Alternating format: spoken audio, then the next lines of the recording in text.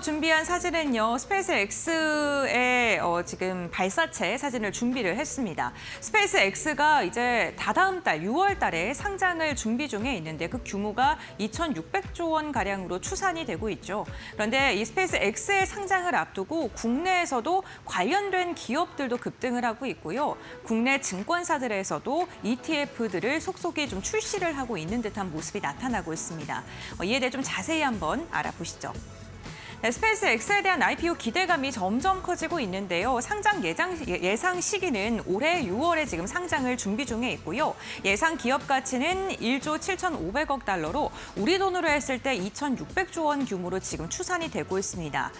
지금 예상 공모 규모가 최대 750억 달러 정도로 예상이 되고 있는데 지금 역대급 자금 조달 규모를 보게 됐을 때 가장 높았던 게 사우디 아람코였는데요. 이 사우디 아람코를 2배 이상 훌쩍 뛰어넘는 역대 최대의 공모 규모가 될 것으로 예상이 되고 있고요. 이렇게 시장에서 뜨거운 관심을 받고 있는 만큼 상장했을 때 시가총액에 대한 기대감도 커질 수밖에 없는데요. 시가총액 규모 역시나 상장하자마자 글로벌 시가총액 상위 6위까지 성큼 올라설 것으로 시장에서는 예측을 하고 있습니다. 그렇기 때문에 뜨거운 관심이 집중이 될 수밖에 없는 듯한 상황이고요. 이렇게 조달한 자금은 스타링크의 위성망을 확대하는 자금으로 사용이 된다던가 아니면 AI 데이터 센터에 대한 투자를 확대하고 우주 인프라를 구축하는 데 그러니까 미래 산업에 적극적으로 투자하는 재원으로 사용될 것으로 기대되는 만큼 시장에서는 앞으로의 가치가 더 크게 평가될 것이다라는 기대감이 커질 수밖에 없는 상황이기도 합니다. 그런데 왜 이렇게 스페이스 X가요, 시장에서 좋은 평가를 받고 있는 걸까요? 크게 두 가지의 사업 구조로 나눠볼 수 있을 듯한데요. 대표적으로 첫 번째는 스타링크입니다. 적외도 위성을 기반으로 하는 글로벌 인터넷 서비스라고 보시면 될 것 같은데요. 지금 이 스페이스 X의 매출 비중이 약 70%를 차지하고 있고요. 최근에는 아시아 시장에서도 폭발적인 증가세를 펼치고 있죠. 구독 형태로 진행이 되고 있기 때문에 스페이스 X의 탄탄한 자금 캐시카우 역할을 하고 있다라고 보시면 될 것 같고요. 두 번째로는 로켓 발사 서비스도 빼놓을 수 없을 듯합니다. 여러 가지 로켓이 있지만 대표적으로 팰컨 9이고요. 재사용 로켓이라는 기술을 개발을 해서 지금 발사 비용을 획기적으로 감축을 해서 시장을 놀래켰던 그 기술을 갖고 있습니다. 나사라던가 정부 그리고 민간과 같이 여러 가지의 고객들을 확보하고 있기 때문에 투자를 하는 만큼 그만큼 또 자금을 창출하고 있다라고 봐주시면 되겠습니다. 시장에 대한 성장성은 정말 놀라울 정도인데요. 매출의 연평균 성장률이 무려 48% 정도의 수준이고요. 지난해 매출 추정치만 보더라도 최대 238억 달러 정도로 추산이 되고 있는 듯한 모습입니다. 사실 이렇게 우주항공과 관련된 기업들은요, 투자를 많이 하고 성장에 대한 그 기대감 속에서 시장은 좀 주목을 하는데 이제는 탄탄한 매출까지도 확보하고 있다는 점을 주목해 보셔야 될 것 같고요. 전 세계 위성 발사의 80% 이상을 스페이스 X에서 차지하고 있기 때문에 정말 독보적인 세계 1위의 위성 발사 업체다라고 보시면 될 것 같고요. 그러한 기업이 시장에 들어오는 만큼 특히나 요즘에는 우주 데이터 센터라던가 이러한 이야기가 많이 나오고 있는 만큼 기대감은 커질 수밖에 없겠죠.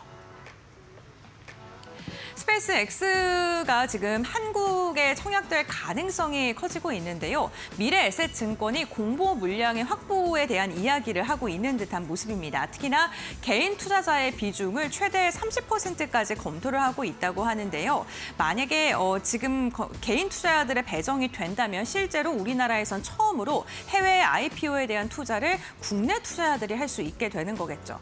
금융감독원에서도 한국과 미국이 동시에 공모할 수 있는지 법률이 있는지 이를 좀 검토하겠다고 이야기를 한 만큼 그 기대감은 커지고 있는데요. 다만 변수는 있습니다. 우선 해외 IPO에 대한 기업들을 국내에서 일반 청약으로 진행했던 실제 예시가 전혀 없다는 것, 지금이 최초라는 거고요. 증권 신고서 제출과 같이 국내에서도 당연히 공모 절차가 필요한데 시간이 굉장히 촉박하다는 것이 변수입니다. 과연 이렇게 촉박한 일정을 잘 소화할 수 있을지를 확인을 해보셔야 될 것 같은데요. 만약에 이런 이러한 변수를 뚫고 투자를 할 수 있게 된다면 글로벌 IPO에 대해서 개인들이 직접적으로 투자할 수 있는 첫 사례로 지금 남길 것 같고요. 여기에다가 국내 증권사들이 이제 이런 국내뿐만 아니라 해외 기업들에 대한 IPO까지 진행할 수 있기 때문에 경쟁이 더 치열해질 수 있다. 그러면 투자자들에게는 오히려 더 좋은 기회로 자리매김할 수 있다라는 그런 전망들 나오고 있습니다. 여기에다가 우주 산업에 대한 투자를 더 자유롭게, 더 간편하게 할 수 있기 때문에 이 부분도 시장에서는 주목을 하고 있는 듯한데요. 과연 국내에서도 스페이스 X에 대한 투자가 진행될 수 있을지도 함께 지켜보셔야 될 것 같습니다. 스페이스 X가 6월에 상장을 예정으로 지금 열심히 달려가고 있다 보니까 증권사들에게서도 이제 먼저 이 스페이스 X가 상장되기 전에 관련된 ETF를 출시하는데 박차를 가하고 있습니다. 대표적으로 패시브와 액티브 그리고 확장형으로 크게 나눠볼 수 있을 것 같은데요. 타이거 미국 우주테크 같은 경우에는 미래에셋 자산 운용에서 운용을 하고요. 핵심 우주기업 10개에 대해서 압축적으로 투자를 하는 포트폴리오를 구축을 했습니다. 만약에 스페이스 X가 상장되게 됐을 때 최대 25%의 비중이 스페이스 X로 꾸려질 것이라는 그런 전망이 나오고 있는 상황이고요. 상장이 될 때 초기에 시장의 주목도가 굉장히 커지는 만큼 상승에 대한 기대감도 큰 ETF다라고 보시면 될 것 같습니다. 액티브 ETF에서는 대표적으로 에이스 미국 우주테크 액티브를 선정을 해봤는데요. 한국투자 신탁 운용에서 만든 ETF고요. 펀드 매니저가 종목의 비중을 좀 조절하면서 접근을 할 수 있는 그러한 ETF고요. 스페이스 X에 대한 지분을 보유한 기업들도 선제적으로 편입을 하는데 테슬라와 같은 기업들도 편입을 한다고 합니다. 그리고 IPO 기대감을 좀 선반영될 수 있다. 왜냐하면 투자사들이 포트폴리오에 들어가 있는 만큼 IPO가 되기 전까지로 지속적인 주가 상승이 ETF 쪽에서도 수혜를 받을 수 있다라는 분석이 더해지고 있습니다. 확장형 같은 경우에는 중장기적으로 끌고 가기에 괜찮은 그런 ETF들을 좀 정리를 해봤는데요. 단순하게 스페이스 X 투자사들만 담는 게 아니라 우주항공이라던가 방산까지도 확장되어서 포트폴리오에 담은 ETF들을 정리를 해봤습니다. 크게 4가지를 볼 수 있을 것 같은데요.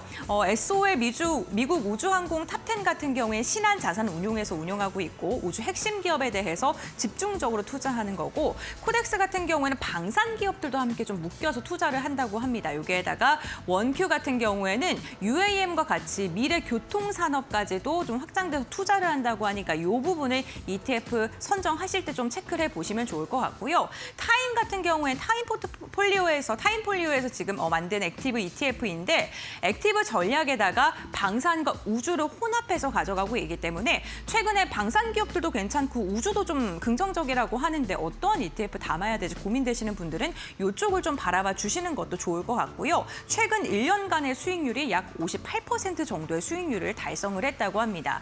내가 어떠한 특정한 종목에 대한 특정한 종목을 투자하는 게 조금은 좀 걱정되시고 또 종목 선별에 어려움이 있으신 분들께서는 지금 증권사에서 ETF를 정말 많이 출시하고 있으니까요. 이런 거 정리된 거 좀 살펴보시면서 투자 전략 세워보시는 것도 좋겠네요.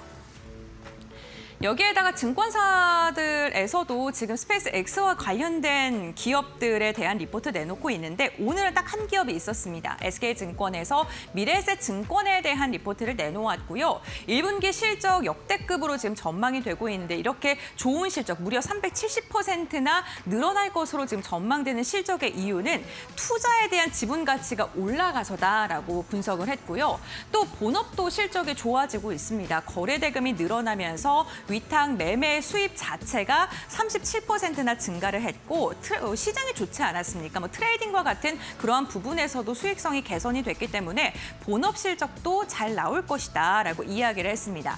다만 SK증권에서는 현재 PBR이 2.5배 수준이기 때문에 기업의 주가 가치가 조금 부담스럽다라고 평가를 했는데요. 증권사들이 대개 0.5배에서 1.2배 정도의 PBR을 받는 만큼 2배 이상의 지금 PBR인 상황이라는 건 좀 참고해 보시면 좋을 것 같고요. SK증권에서는 투자 의견을 현재 중립으로 내놓은 상황이기도 합니다. 그다음 국내 기업들 가운데서 수혜주들은 뭐가 있을까요? 크게 3가지로 나눠볼 수 있겠습니다. 실제 직접적으로 투자를 한 투자사 2개가 있고요. 그리고 공급망으로 엮여서 앞으로의 계약이라던가 이런 게 기대되는 기업들, 캔코아 에어로스페이스라던가 세아베스틸 지주, 그리고 나노팀 열관리라던가 특수 합금과 관련된 사업을 영위하고 있는 기업들, 그리고 증권사, IPO, 특히나 글로벌 IPO 경력이 있는 기업들을 중심으로 좀 정리를 해봤으니까요. 이 부분도 참고를 해보시면 좋겠습니다. 네, 스페이스X 상장일이 점점 더 다가올수록 시장의 기대감은 커지고 있는데요. 과연 우주 항공 산업의 판도를 뒤흔들 수 있을지도 함께 지켜보시죠.